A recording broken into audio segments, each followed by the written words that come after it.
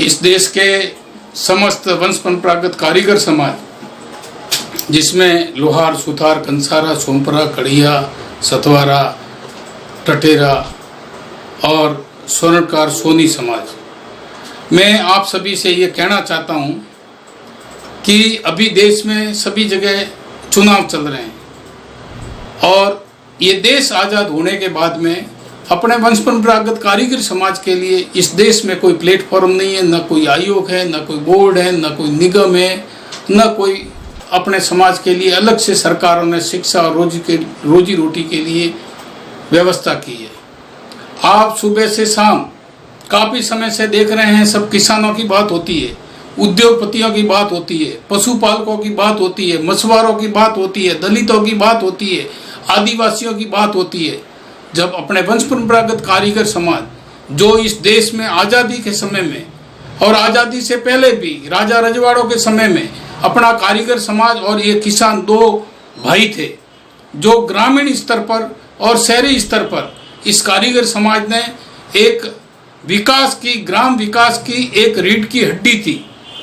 आज किसानों के लिए सब कुछ बातें चल रही है, सभी अन्य वर्गों के लिए बातें चल रही है, तो मैं समाज के सभी समाज बंधुओं से और सरकारों से भी कहना चाहता हूं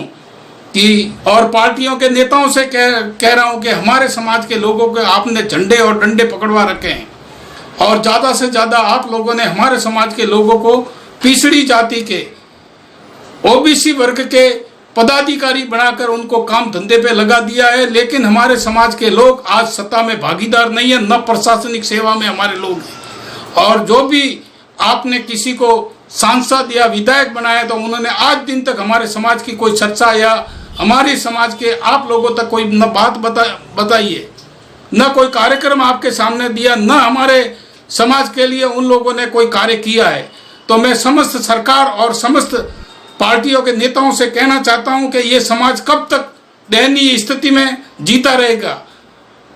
आज इस समाज के पास में हाथ और हुनर के सिवाय कुछ भी नहीं है, न हाथ और हुनर पर सरकार कोई बैंक से लोन देती है। जब बैंक की लोन देगी तो हम लोग सरकार के सामने अपनी मांग रखेंगे लोन माफी की।